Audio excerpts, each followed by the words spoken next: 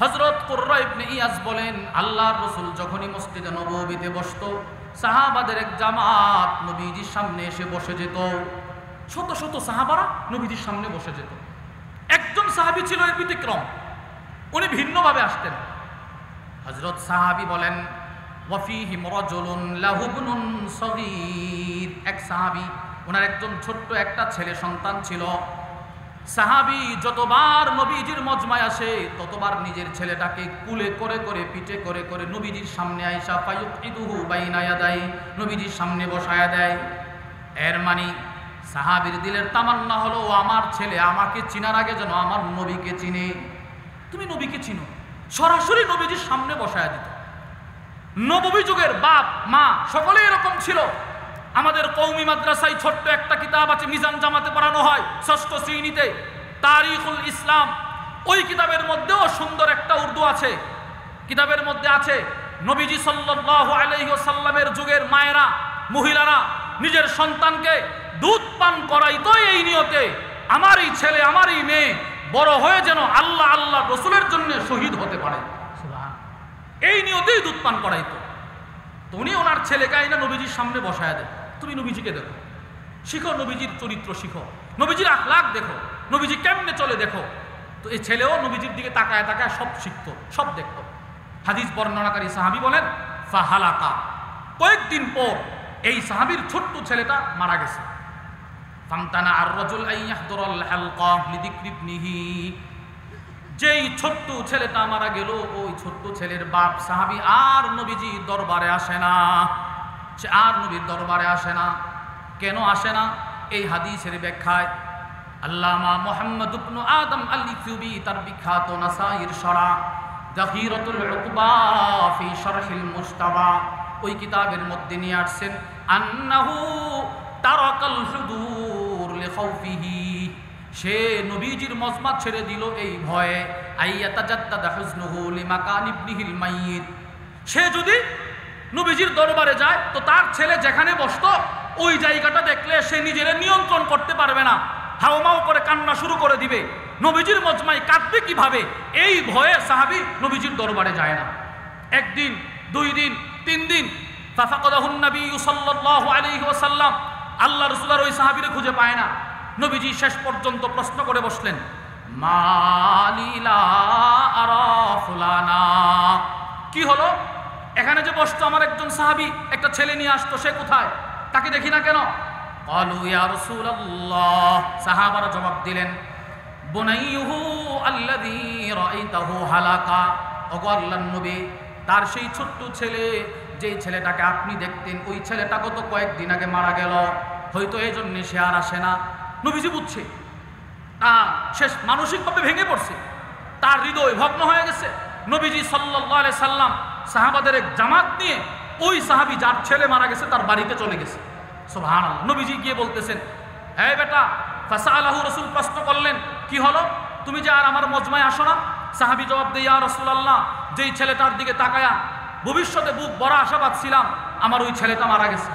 আল্লাহর রাসূল তাকে ওই সময় একটা কথা বলছিলেন। নবীজি বলছিলেন, আমি তোমাকে 2টা কথা বলবো, তুমি আমাকে বলবা কোনটা তোমার কাছে বেশি পছন্দের। 1 নাম্বার, আনতামাত্তা বিহি উমরাক, ওয়া ফি রিওয়ায়া আনতাতামাত্তা বিহি উমরাক, তোমার ছেলে যদি দুনিয়াতে জীবিত থাকতো তো তার কামাই রুজি দিয়ে তুমি দুনিয়াতে চলতা, এটা তোমার কাছে বেশি পছন্দের, নাকি আওলা তাতি গাদান ইলা বাবিম মিন আবওয়াবিল জান্নাহ ইল্লা ওয়াজাদতাহু ক্বাদ সাবাকাকা ইলাই ফায়াফতাহুহু লাক, নাকি তোমার ছেলে যেমন আজকে মারা গেল, একদিন তোমারও ইন্তেকাল হবে। সাহাবী, তোমার ইন্তেকালের পর তুমি যখন হাসরের ময়দানে উঠা দাঁড়াইবা, তুমি তাকায় দেখবা তোমার ছেলেটা তোমার জান্নাতের চাবি নিয়ে তোমার জান্নাতের গেটের সামনে এইভাবে দাঁড়ায় আছে। সুবহানাল্লাহ। এটা কি তোমার কাছে বেশি পছন্দের, নাকি দুনিয়াতে তার কামাই রুজি খাওয়া বেশি পছন্দের? সাহাবী একটা জবাব দিয়া বলে, ইয়া নবী আল্লাহ, ওগো আল্লাহর নবী, বাল ইয়াসবিকুনি ইলা বাবিল জান্নাহ ফায়াফতাহুহা লি লাহু ওয়া আহাব্বু ইলাইয়া, না আর দুনিয়াতে ছেলের আর আক্ষেপ করব না, আমার ছেলে যদি আমার জান্নাতের চাবি নিয়ে দাঁড়ায় থাকে তো ওই ছেলেটাই আমার জন্য বেশি প্রিয়। সুবহানাল্লাহ। সাহাবী বলেন, নবীজির সাথে সাথে সাহাবীকে বলে ফাদা কালাক, যাও, তুমি যদি রবের ফয়সালায় সন্তুষ্টি প্রকাশ করতে পারো, তোমার এই ছেলে তোমার জন্য জান্নাতের চাবি নিয়ে দাঁড়ায় থাকবে। হাদিস এখানে শেষ। এই হাদিসের ব্যাখ্যায় আল্লামা ইসইউবি তার বিখ্যাত কিতাব দাখিরাতুল উকবা ফি শারহিল মুজতাবা, ওই কিতাবের মধ্যে লেখেন, এই হাদিস শেষ হওয়ার পর মুস্তাদুল ইমাম আহমদ ইবনে হাম্বলের একটু রিওয়ায়াত এনে তিনি বলেন, এক সাহাবী দাঁড়ায় আল্লাহর নবীকে প্রশ্ন করলেন, ইয়া রাসূলুল্লাহ আলাহু খাসসা আম লিকুল্লিনা, শুধু কি তার ছেলেই তার জান্নাতের চাবি নিয়ে দাঁড়াবে, নাকি আমরা যারা আপনার উম্মত কিয়ামত পর্যন্ত যাদের ছোট সন্তান মারা যাবে তাদের আম্মা আব্বার জন্য তাদের সন্তান দাঁড়াবে? নবীজি বলেন, কিয়ামত পর্যন্ত আমার যে উম্মতের ছোট সন্তান মারা যাবে তাদের সন্তানও তাদের জান্নাতের চাবি নিয়ে দাঁড়ায় থাকবে। তাহলে প্রিয় ভাইয়েরা, আমরা বুঝতে পারলাম নবীজি সাল্লাল্লাহু আলাইহি ওয়াসাল্লাম, এই হাদিসেও আমরা বুঝলাম নবীজি কখনো কখনো সাহাবারা যেন আল্লাহর ফয়সালায় সন্তুষ্টি প্রকাশ করতে পারে, নিজের সন্তানের মৃত্যুতে নবীজি তাকে সান্ত্বনা দেওয়ার জন্য সাহাবাদের বাড়িতে চলে যেত।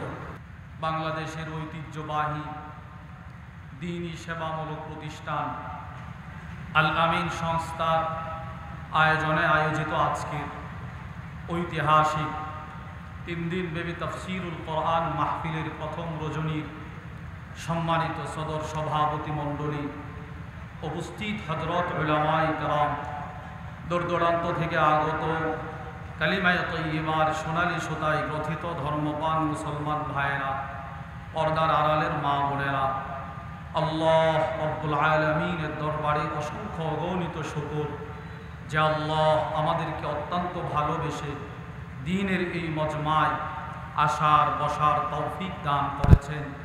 এজন্য আমরা সকলেই দিল থেকে শুকরগুজার হয়ে পড়ি আলহামদুলিল্লাহ। আপনাদের সামনে বড়রা কথা বলেছেন, বড়রা কথা বলবেন, আমি বড়দের ফাঁকে আপনাদের সামনে বসে কুরআনুল কারীমের সূরাতুল আহজাবের একখানা আয়াতে কারিমা আল্লাহ রব্বুল আলামিনের দয়া তার অনুগ্রহে আমারও তিলাওয়াত করার সৌভাগ্য হয়েছে, আপনাদেরও শ্রবণ করার সৌভাগ্য হয়েছে।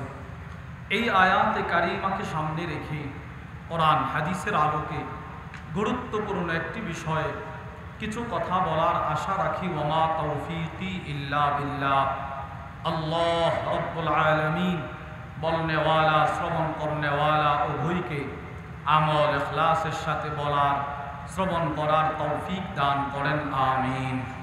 প্রিয় দ্বীনি ভাইয়েরা আমার, আমরা মানুষের জীবনে চলার পথে দুটো জিনিস তার সঙ্গী, এক সুখ আর একটা হলো দুঃখ, হাসি কান্না, এটা মানুষের জীবনের চলার সাথী।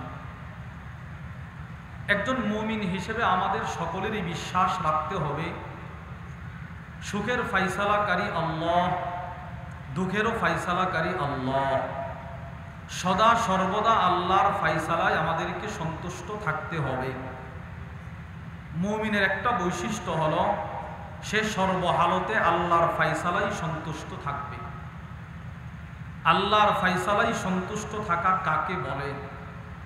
আরবের বিখ্যাত উলামায়ে কেরাম এক জায়গায় বসে রাসূলুল্লাহ সাল্লাল্লাহু আলাইহি ওয়াসাল্লামের জীবনী সংক্রান্ত এক আশ্চর্য কিতাব লিখেছেন, মাওসুআতু নাদরাতিন নাঈম ফি মাকারিমি আখলাকির রাসূলিল করিম।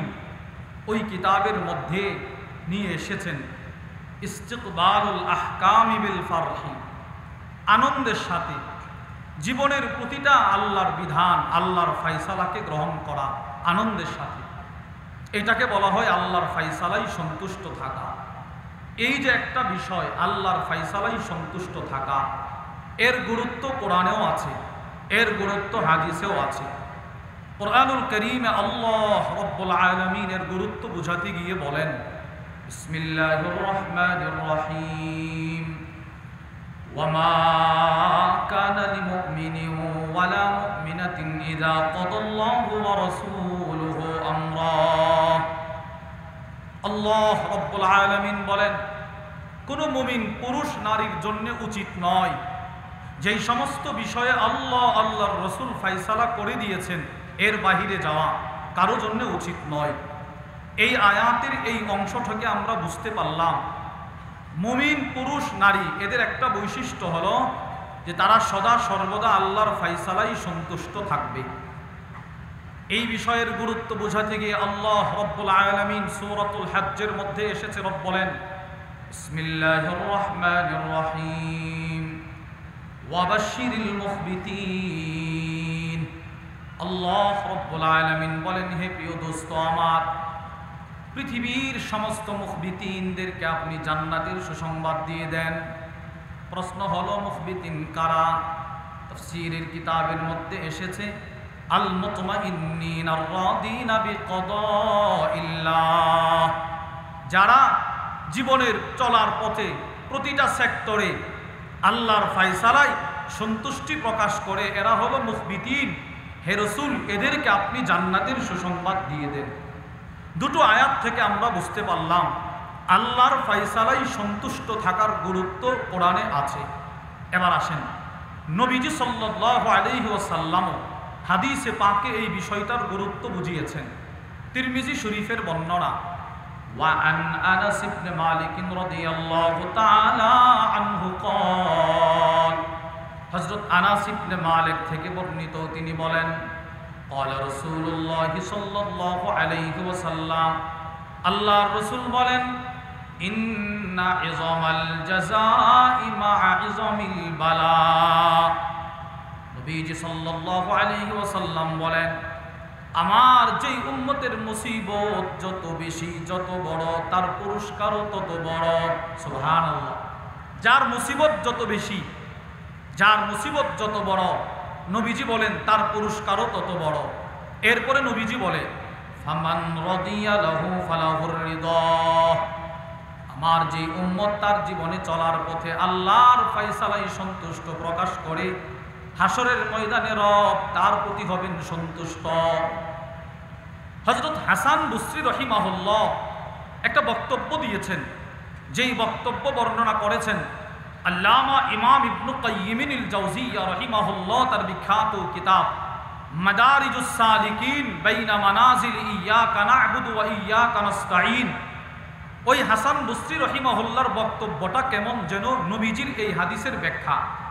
হাসান বসরি রাহিমাহুল্লাহ বলেন, যে ব্যক্তি দুনিয়াতে আল্লাহর ফায়সালায় সন্তুষ্ট, আখিরাতে আল্লাহ পাক তার প্রতি হবেন সন্তুষ্ট। এর অর্থ কি? হযরত হাসান বসরি রাহিমাহুল্লাহ বলেন, মান রাদিয়া মিনাল্লাহি বিররিজকিল ইয়াসির, দুনিয়াতে যেই বান্দা আল্লাহর দেওয়া অল্প রিজিকে সন্তুষ্ট, দিনে আইনা দিনে খায়, সিএনজি চালায়, অটো চালায়, অল্প রিজিক, তার ওই রকম সে কোটিপতি না, লাখপতি না, এই আয়না কোনোভাবে চলতেছে।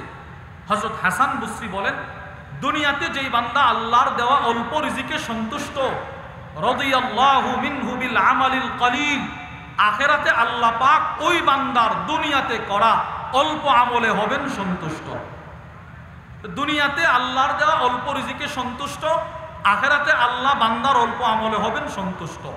এখানে অল্প আমল দ্বারা উদ্দেশ্য হলো ফরজ আর সুন্নত দুনিয়ার ব্যস্ততার কারণে সে নফল পড়তে পারে নাই, রব্বুল আলামিন বলবে তোমার ফরজ আর সুন্নত দিয়েই আমি তোমাকে দামি জান্নাতের মালিক বানায়া দিলাম, আমি তোমার প্রতি সন্তুষ্ট। তাহলে প্রিয় ভাইয়েরা আমার, আমরা তিরমিজির এই হাদিস থেকেও বুঝতে পারলাম শরীয়তে ইসলামের দৃষ্টিতে নবীজি সাল্লাল্লাহু আলাইহি ওয়াসাল্লাম হাদিসে পাকে আল্লাহর ফায়সালায় সন্তুষ্টি প্রকাশের গুরুত্ব বুঝিয়েছেন।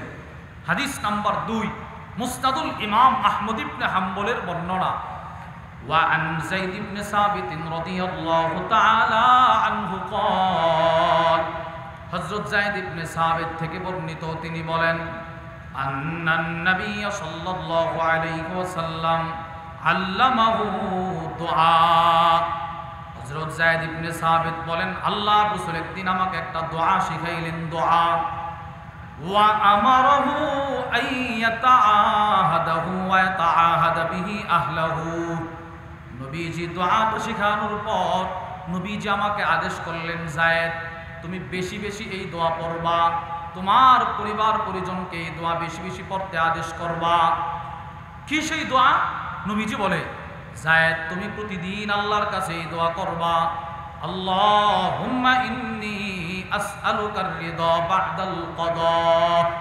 আল্লাহ, আমি আপনার ফয়সালার পর আপনার সন্তুষ্টি ভিক্ষা চাই। দেখেন, নবীজি সাহাবীকে দোয়া শিখাইতেছেন, আবার এই দোয়া সাহাবী যেন ওনার পরিবারকেও শিখায়, পরিবার যেন বেশি বেশি পড়ে। দোয়াটা কি? নবীজি বলে, যায়েদ তুমি আল্লাহর কাছে বলবা, আল্লাহ আমি আপনার সব ধরনের ফয়সালার পর আপনার সন্তুষ্টি আপনার কাছে ভিক্ষা চাই, আমি যেন আপনার ফয়সালার উপর সন্তুষ্টি প্রকাশ করতে পারি। তাহলে প্রিয় ভাইয়েরা আমার, দ্বিতীয় হাদিস থেকেও আমরা বুঝলাম শরীয়তে ইসলামের দৃষ্টিতে আল্লাহর ফয়সালাই সন্তুষ্ট থাকার গুরুত্ব নবীজি হাদিসে পাকেও বর্ণনা করেছেন। এবার আসেন, আল্লাহ পাক এই বিষয়টার গুরুত্ব বোঝানোর জন্যে অতীতে যত নবী রসুল পাঠিয়েছেন, সমস্ত নবীগণ সমস্ত রসুলগণ ছিলেন আল্লাহর ফয়সালাই সন্তুষ্ট। আমি আপনাদেরকে বোঝানোর জন্য একটা দৃষ্টান্ত দিচ্ছি, এমন একজন নবীর দৃষ্টান্ত যেই নবী আল্লাহর ফয়সালাই সন্তুষ্ট ছিলেন, ওনার ছেলে আল্লাহর ফয়সালাই সন্তুষ্ট ছিলেন, ওনার স্ত্রী বিবি তিনিও আল্লাহর ফয়সালাই সন্তুষ্ট ছিলেন। সেই নবীকে তিনি হলেন হযরত ইব্রাহিম আলাইহিস সালাতু ওয়াস সালাম। বিসমিল্লাহির রহমানির রহিম। ক্বালু হাররিকুহু ওয়ানসুরু আলিহাতাকুম ইন কুনতুম ফাইলিন।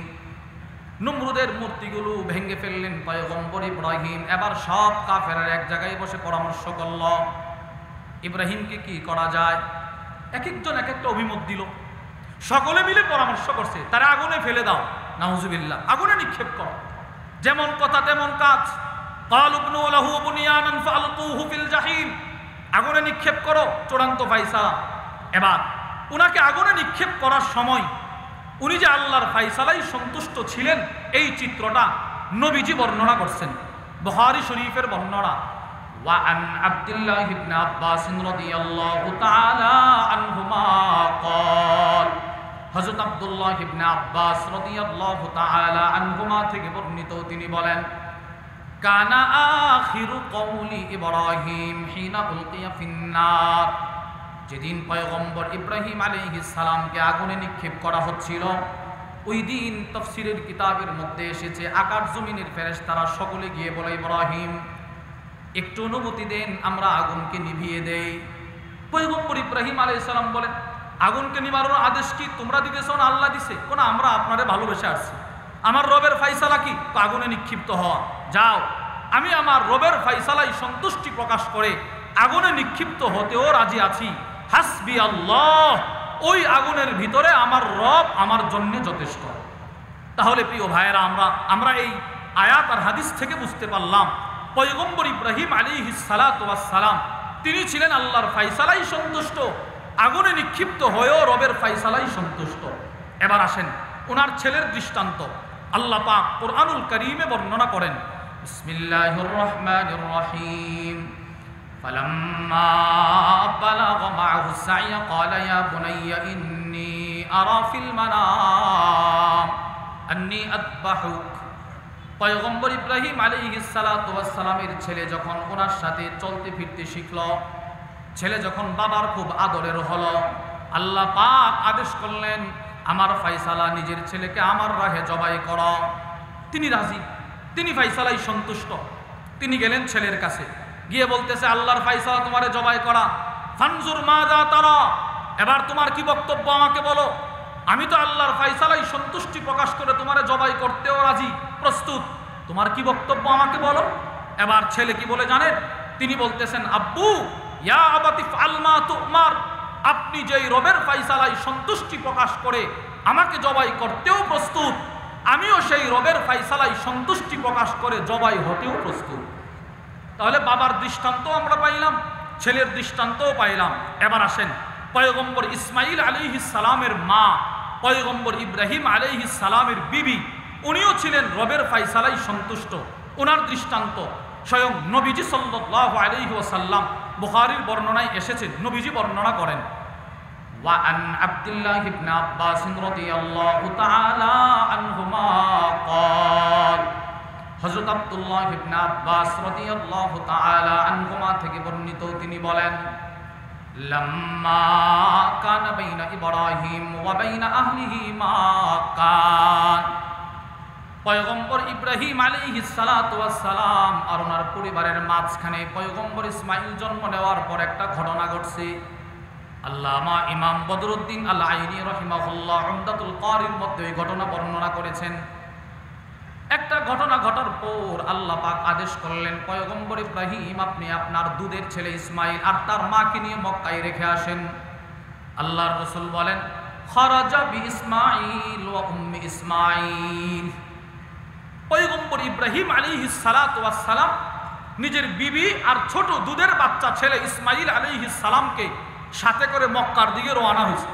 ওয়া মাআহুম শান্না, তিনজনের সফর, স্বামী, স্ত্রী, সন্তান, সাথে একটা ছোট্ট পানির মশক। ফাজাআলাত উম্মু ইসমাইল তাশরাবু মিনাশ শান্না। হযরত ইসমাইল আলাইহিস সালামের মা ওই পাত্র থেকে পানি পান করতেন।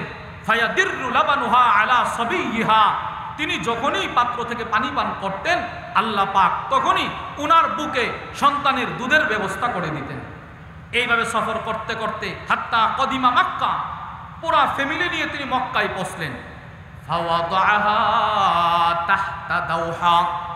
এবার পয়গম্বর ইব্রাহিম আলাইহিস সালাতু ওয়াস সালাম, বুখারীর বর্ণনায় এসেছেন, নিজের ছেলে আর বিবিকে দাওহা, দাওহা বলা হয় মুআজামুল গনির মধ্যে এসেছে আশ-শাজারাতুল আযীমা যাতুল ফুরু, বিশাল আকৃতির গাছ, যেই গাছের ঢাল শাখা প্রশাখা অনেক বেশি।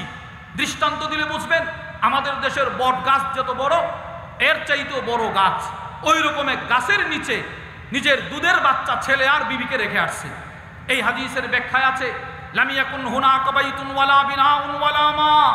যেদিন পয়গম্বর ইব্রাহিম আলাইহিস সালাতু ওয়াস সালাম ওনার ছেলে আর বিবিকে রেখে আসছিল, ওই দিন মক্কায় কোনো মানুষের বসবাস ছিল না, কোনো মানুষের অবস্থান ছিল না, শুধু জঙ্গল আর জঙ্গল।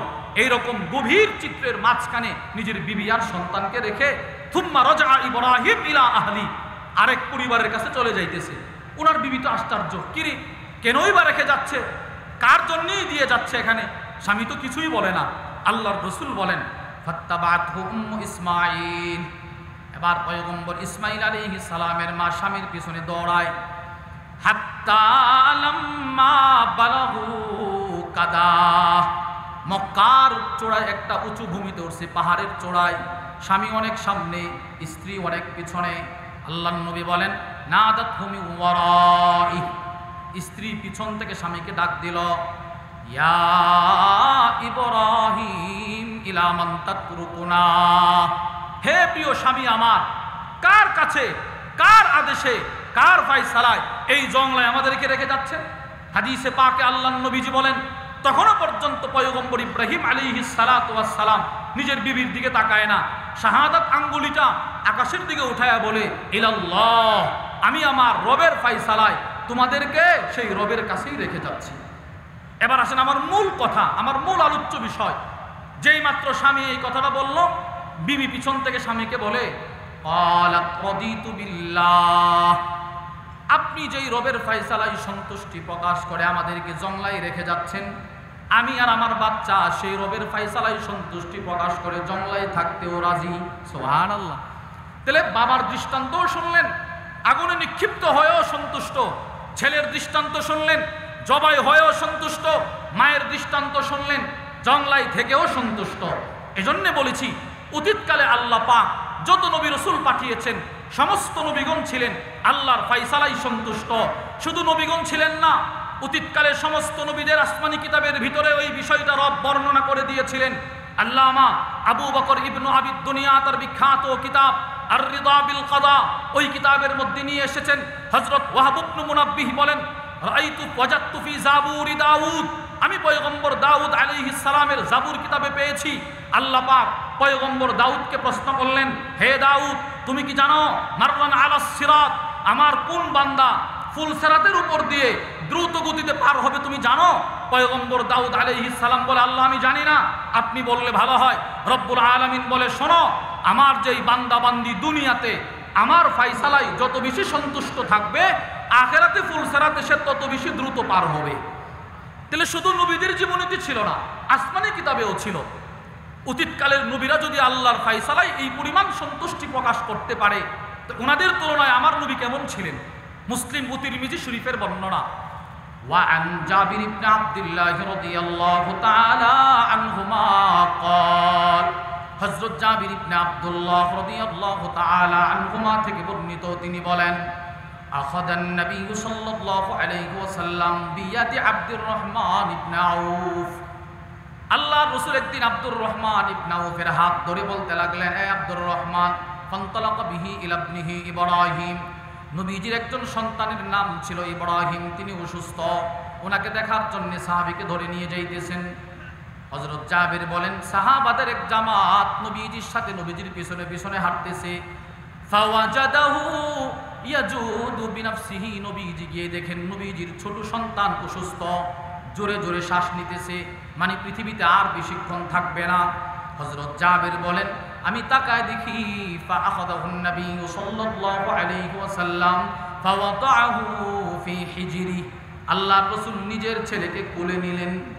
নবীজির কোলে, নবীজির সন্তান নবীজির কোলে মারা গেছে, নবীজির কোলে মারা গেছে। হযরত জাবির বলেন, আমি তাকায় দেখি ফাতামাত আইনা রাসূলিল্লাহ, আল্লাহর নবীজির দু চোখ দিয়ে অশ্রুর ফুটা গড়িয়ে গড়িয়ে পড়তেছে, নবীজি কাঁদতেছেন, নবীজির চোখের পানি জমিনে পড়তেছে। হযরত জাবির বলেন, নিজের ছেলের লাশ বাবার কোলে, এত ভারী লাশ, এই লাশ কোলে নিয়েও নবীজি বললেন, হে ইব্রাহিম, তুমি আমার সন্তান, তোমাকে আমি অনেক ভালোবাসি, বেসেছি, এখনো বাসি, কিন্তু তোমার এখনের ইন্তেকালটা এটা আমার রবের ফায়সালা। এই কঠিন সময়েও আমি এমন কথা বলতে পারবো না যেই কথা বললে আমার রব আমার প্রতি অসন্তুষ্ট হয়। চিন্তা করেন আপনি, পৃথিবীর মধ্যে সবচাইতে ভারী লাশ সন্তানের লাশ বাবার কোলে, এটা কোনো মা বাবাই সহ্য করতে পারে না স্বাভাবিকভাবে। কখনো কখনো কোনো মা বাপ বেঈমান মুশরিক পর্যন্ত হয়ে যায়। এজন্য নবীজি সাল্লাল্লাহু আলাইহি ওয়াসাল্লামের জামানায় কোনো সাহাবীর সন্তান মারা গেলে নবীজি নিজে চলে যেতেন ওই সাহাবীর কাছে, তাকে সান্ত্বনা দেওয়ার জন্যে, ঈমান যেন মজবুত হয়, আল্লাহর ফায়সালায় যেন সে সন্তুষ্ট প্রকাশ করে, নবীজি নিজে চলে যেতেন। আমরা কোরআন থেকেও বুঝলাম, হাদিস থেকেও বুঝলাম, পূর্বের নবীদের জীবনী থেকেও বুঝলাম, পূর্বের নবীদের আসমানি কিতাব থেকেও বুঝলাম, নবীজি সাল্লাল্লাহু আলাইহি সাল্লামের জীবনী থেকেও বুঝলাম, শরীয়তে ইসলামের দৃষ্টিতে আল্লাহর ফায়সালায় সন্তুষ্ট থাকার গুরুত্ব আছে না নাই বলেন? আছে। এবার আসেন, নবীজি সাল্লাল্লাহু আলাইহি ওয়াসাল্লামের কাছ থেকে এই সিফত, মুসিবত যত বড় থেকে বড় হোক, মুসিবত যত কঠিন থেকে কঠিন হোক, আমাকে রবের ফায়সালায় সন্তুষ্ট থাকতে হবে, এই সিফত নবীর কাছ থেকে শিখেছেন, অর্জন করেছেন হযরত সাহাবা ইকরাম রাদিয়াল্লাহু আনহুম আজমাইন। আপনাদেরকে শুধু দুইটা দৃষ্টান্ত শোনাই, ছোট ছোট দুইটা দৃষ্টান্ত। এক নাম্বার, আল্লামা ইমাম ইবনুল কাইয়িম রাহিমাহুল্লাহ তার বিখ্যাত কিতাব মাদারিজুস সালিকিন বাইনা মানাজিল ইয়াকা না'বুদু ওয়া ইয়াকা নাস্তাঈনের দ্বিতীয় খণ্ডে নিয়ে আসছে, নবীজি সাল্লাল্লাহু আলাইহি ওয়াসাল্লামের এক সাহাবী, নাম তার হযরত ইমরান ইবনে হুসাইন রাদিয়াল্লাহু আনহু। দীর্ঘদিন তিনি অসুস্থ ছিলেন, জটিল একটা রোগে আক্রান্ত ছিলেন, ইস্তিসকা এক রোগ। এই শব্দের অর্থ হলো মুজামুল ওয়াসিতের মধ্যে এসেছে। ওনার রোগটা এই ধরনের ভয়ঙ্কর ছিল যে ওনার শরীরে সিংহভাগ অধিকাংশ রগের ভিতরে রক্তের পরিবর্তে পানি হয়ে গেছিল, পানি। দীর্ঘদিন তিনি বিছানায় শুয়ে তার পুরো ঘটনা বর্ণনা করছেন। কানা ইমরান ইবনে হুসাইন রাদিয়াল্লাহু তাআলা আনহু ইস্তুসকিয়া বাতনুহু, হযরত ইমরান ইবনে হুসাইন শত্রুকে আক্রান্ত ছিলেন, শ্বেতরোগ না শত্রুক।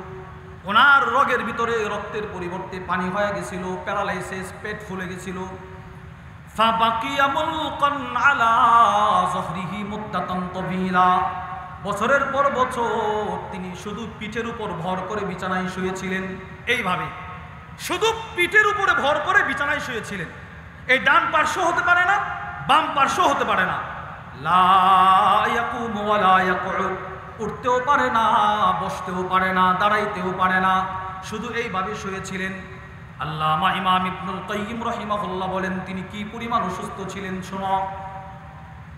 ওয়াকাদ নুকিবা লাহু ফি সারিরিহি মাওদিউন লিহাজাতি, তিনি যেই খাটে শুয়েছিলেন ওই খাটের নিচ দিয়ে ওনার ইস্তেনজার জায়গা বরাবর কাইটা ছিদ্র করা হলো। উনি যে শুয়েছিলেন ওনার ইস্তেনজার জায়গাটা বরাবর ওই খাটের নিচ দিয়ে কাইটা ছিদ্র করা হয়েছে ইস্তেনজা পরিষ্কার করার জন্য। কি পরিমাণ অসুস্থ ছিলেন একটু চিন্তা করেন। ফাদাখালা আলাইহি মুতাররিফ ইবনে আব্দুল্লাহ, হযরত মুতাররিফ ইবনে আব্দুল্লাহ নবীজি সাহাবীকে দেখতে আসলেন। ফাজাআলা ইয়াবকি লাম্মা রাআ মিন হালি, যিনি সাহাবীকে দেখতে আসছেন তিনি তার অসুস্থতা দেখে কান্না শুরু করে দিলেন। হায় আল্লাহ, আপনি এত অসুস্থ, আপনি উঠতে পারেন না, নড়তে পারেন না, কিছুই করতে পারেন না। তিনি আফসোস করতেছে, যিনি দেখতে আসছে উনি কাঁদতেছে। নবীজির সাহাবী আল্লাহু আকবার, তিনি শুয়ে শুয়ে তারা একটা ধমক দিছে, লিমা তাবকি, হে মুতাররিফ তুমি কাঁদো কেন, কাঁদতেছো কেন তুমি? তো তিনি বলতেছেন, যিনি কাঁদতেছে তিনি বলে, লিআন্নী আরাকা আলা হাদিহিল হালিল ফাদিয়া, আমি আপনাকে এই অবস্থায় দেখব কখনো কল্পনাও করি নাই। কি একটা কঠিন অসুস্থতায় আপনি দীর্ঘদিন বিছানায় পড়ে আছেন, আপনার এই দুরবস্থা কঠিন মুসিবত দেখে আমি কাঁদতেছি। হযরত ইমরান ইবনে হুসাইন তখন একটা জবাব দিয়েছেন। হযরত ইমরান বলে, মুতাররিফ লা তাবকি, কাঁদবা না কেন? ফা ইন্না আহাব্বাহু ইলাইয়া, আমার রব আমাকে আমার বিছানায় যেভাবে ফালায়া রাখতে পছন্দ করে আমিও সেইভাবে পড়ে থাকতে পছন্দ করি। সুবহানাল্লাহ। আরে আমাকে তো এই রূপ দিছে আমার রব, উনার ফায়সালায় এই মুহূর্তে আমি বিছানায় পড়ে থাকা, আমি আমার রবের এই ফায়সালায় সন্তুষ্ট, তুমি কাঁদবা না। এরপরে নবীজির সাহাবী কি বলে জানেন?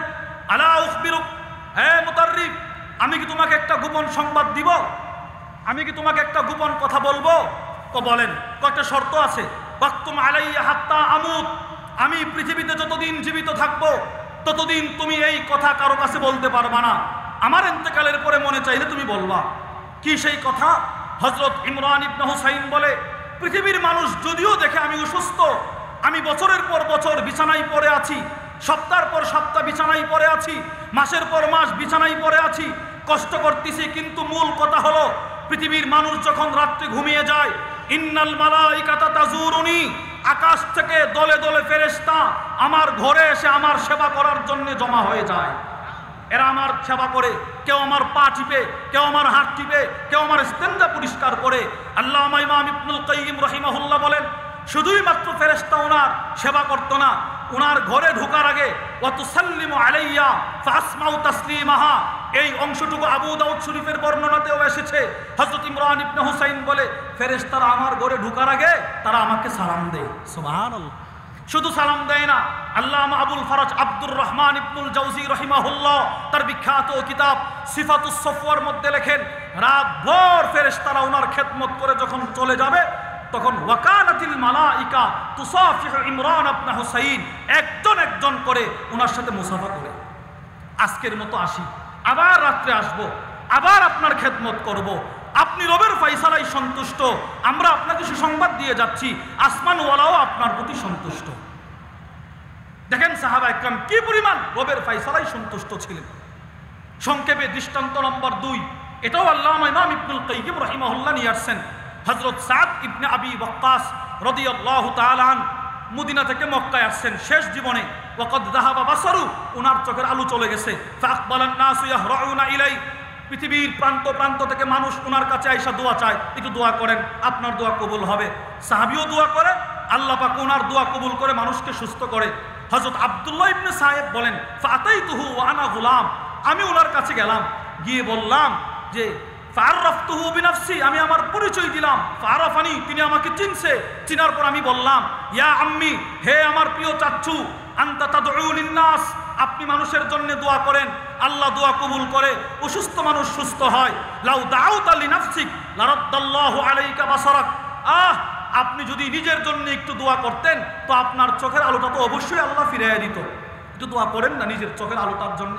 তো সাহাবী একটা মুস্কি হাসি দিছে। আল্লামা ইমাম ইবনুল কাইয়িম রাহিমাহুল্লাহ বলেন, ফাতাবাসসামা, হযরত সাদ ইবনে আবি ওয়াক্কাস রাদিয়াল্লাহু আন একটা মুস্কি হাসি দিয়ে বলে, ইয়া বুনাইয়া, হে আমার প্রিয় ভাতিজা, কদাউল্লাহ আহাব্বু ইলাইয়া মিন বাসারি, আমার রবের ফায়সালা আমার কাছে আমার চোখের আলোর চাইতেও কোটি গুণ বেশি শ্রেষ্ঠ।